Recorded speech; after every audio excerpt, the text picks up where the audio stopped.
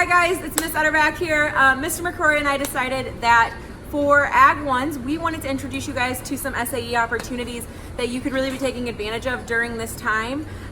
Today, I'm going to talk to you about plant science. A great plant science SAE that you guys can start right now at home is a small garden. Gardening would definitely be an entrepreneurship SAE because you own the garden, you own the seeds that you're planting.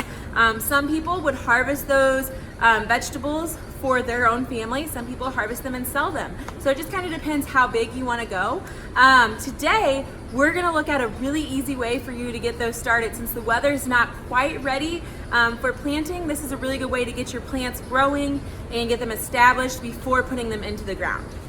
So to start this, what you're going to do is we're going to make our own little mini greenhouses. So I have one here that I started about a week ago. My kids, my sister as well, we started about 5 or 6 of these at our house. I will try to show you the inside. You can see my plants growing. We have cucumbers growing in here right now. But all you need to be able to do this is a jug of some sort. Now the jug does need to be a somewhat clear jug so the sunlight can get in. You need some type of pack of seeds. I have cucumbers here today.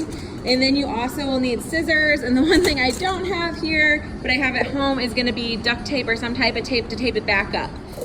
So to start, all you need to do is take your scissors and the jug and you're just gonna cut it in half. So be really careful when you do this, but there's no, it doesn't have to be perfect. You're just, like I said, cutting it in half. Mine are never perfectly cut. But you're gonna cut it and get it to where you have 2 pieces. All right, once you have your 2 pieces cut, then you're gonna fill the bottom with soil. You fill it pretty much all the way. You can see the line there. And then all you're gonna do is poke holes in where you're gonna put the seeds. So one thing I want to make really clear to you guys is how far you're going to plant these.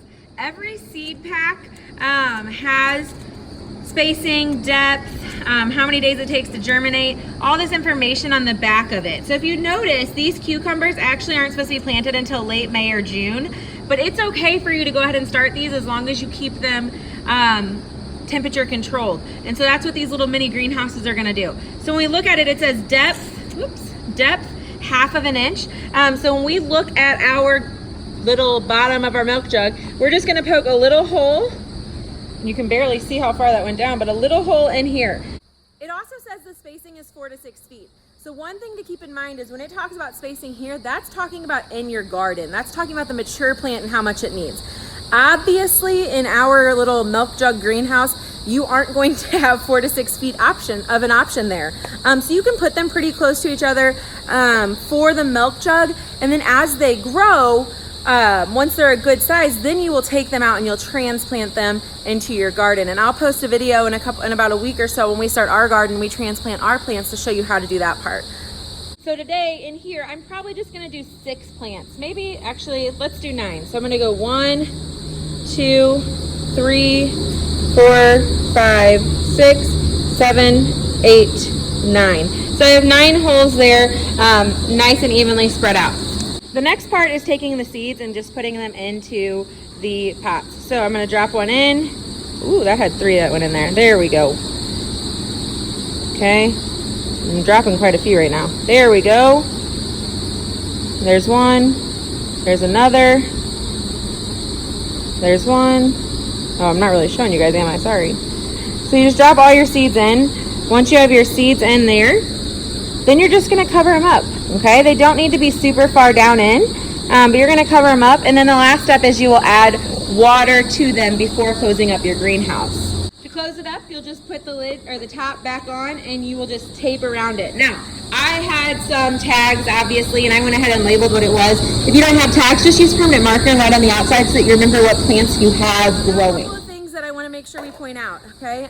One thing is, when we're doing this, like I said, this is not for full growth. They're gonna stay in here for a couple weeks until they reach a size that you can plant out into your garden.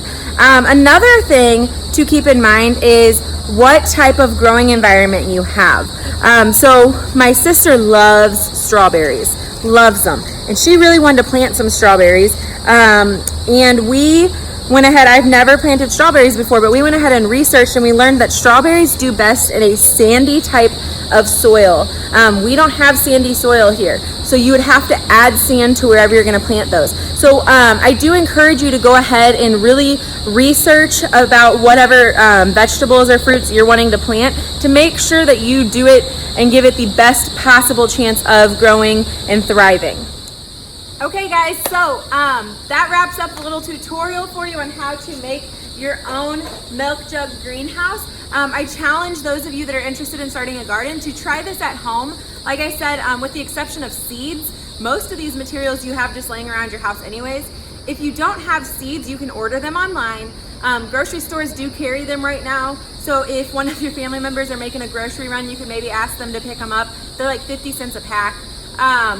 But try this out, and especially if you're looking for a really low maintenance, really low cost SAE to get started in, this is a great idea.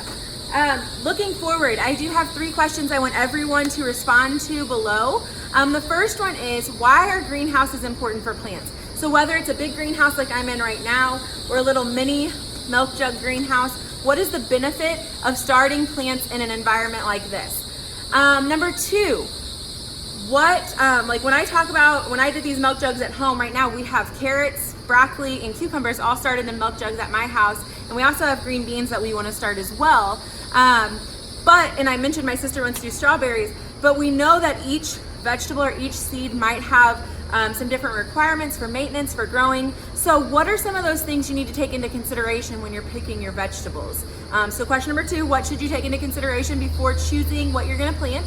And then question number 3 is, what is the benefit of growing the plants into smaller plants, such as, let me pop one out for you, such as this one right here, and having a little starter plant before planting it into your garden. So instead of just doing seeds in your garden, using starter plants like you would get out of your milk jug, what's the benefit to that? How does that help the plant survive, thrive? Why would we even want to do this and waste our time? And so I want you to think through that.